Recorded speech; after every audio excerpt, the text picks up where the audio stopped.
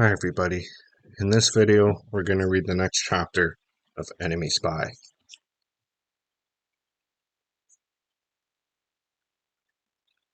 Chapter 14, The FBI. I did ride fast. 25, 26, 27 and a half miles an hour, but it wasn't fast enough. As I rounded the corner and came down our street, I spotted a black SUV parked in front of my house. It looked a lot like one of the cars that had been in front of Mr. Green's cabin. I slowed, then cut into the school, which was pretty much deserted. I left my bike out of view, then took the binoculars out of my backpack and crawled around bushes until I could see my house.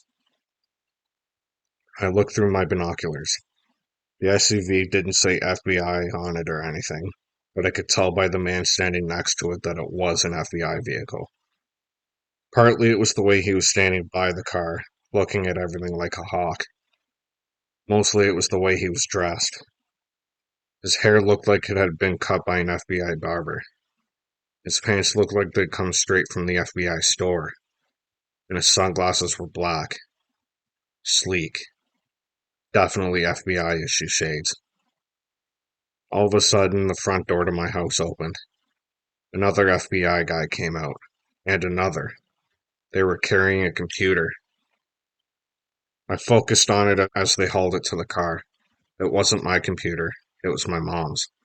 And right behind them, with her hand wrapped around my mother's arm, was an FBI lady.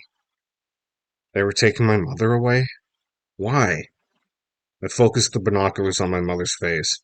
She seemed serious, but she wasn't crying. She was just going along, getting in the back of the SUV. And before I could run home and yell, "Let her go," they were driving her away. I jumped on my bike and chased after them. As fast as I could, as hard as I could, I pedaled after that SUV. And boy, it's a good thing there are red lights. It gave me the chance to catch up while they waited for them to turn green. We were getting near the Cedar Creek Bridge when a news van came blasting over it, going the opposite direction. Shady Adams was in the passenger seat. I looked over my shoulder as they zoomed by. Was she going to our house? Had she heard they were arresting my mom?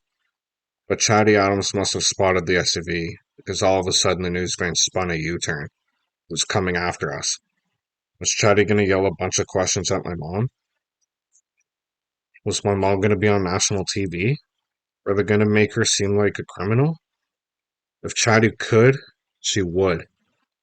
I moved over from the right side of the road and rode smack dab in the middle of the bridge. I had to stop Chatty Adams. She was crazy. She thought Mr. Green had a house full of guns. Who knew what she'd say about my mom? Chatty's van honked. I kept riding in the middle of the road, pretending I didn't hear. Van honked longer, louder. I kept riding in the middle of the road, doity-doity-doity-doy. When we were over the bridge, van went off the road onto the shoulder. It guzzled gas like crazy as it passed me by. Chatty Adams glared out the window at me. I pretended I didn't see her. Doity-doity-doity-doy. But now I had to catch up again. And boy, they were going so fast. I tried my hardest, but I just couldn't keep up. There was a long stretch of road with no stoplights, and they lost me. When I got to Old Town, I skidded to a halt at a payphone. I dug through my backpack for leftover lunch money. My legs were shaky from the ride, and my head was pouring sweat. I tore off my helmet and dropped coins into the payphone. My hands were shaking as I punched in my mom's cell phone number. Bring, bring, Bert. Hello? Mom, I saw them taking you away. Calm down, Nolan. I'm fine, she said to me. Then to someone else, she snapped. Do you mind? It's my son. He's worried. I guess they decided to let her talk to me because she said, Everything's going to be okay, honey. It took your computer, I whispered. Why?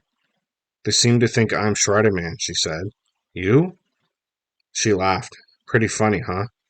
Then she added, By the way, they've taken your dad in for questioning too. My dad too? Oh no. They had him, my mom, and Mr. Green. What had I done? Mom, I'm sorry it took off. I had to. We'll sort this all out later, okay? Right now, you just stay safe. Everything will be fine. Your father and I haven't done anything wrong. I just want to ask us a few questions down at the police station. But since we haven't done anything wrong, we're not in any trouble, okay? She was being so calm. She sounded so brave. Mom? I asked. And boy, my voice was quivering. What should I do? Where are you? In Old Town. At a payphone. Go home, Nolan. Go home and wait. I'll call you there when we're done. Shouldn't be too long, she added cheerfully, seeing how I don't know anything about Shredderman. You rock, Mom. She laughed, and I could tell she was going to hang up, so real quick, I said, By the way, Chatty Adams is right behind you. Oh, brother, she said. Then she started to ask, How did you? But stopped herself. Never mind. I'll talk to you soon, okay, honey? Okay, I said, and hung up.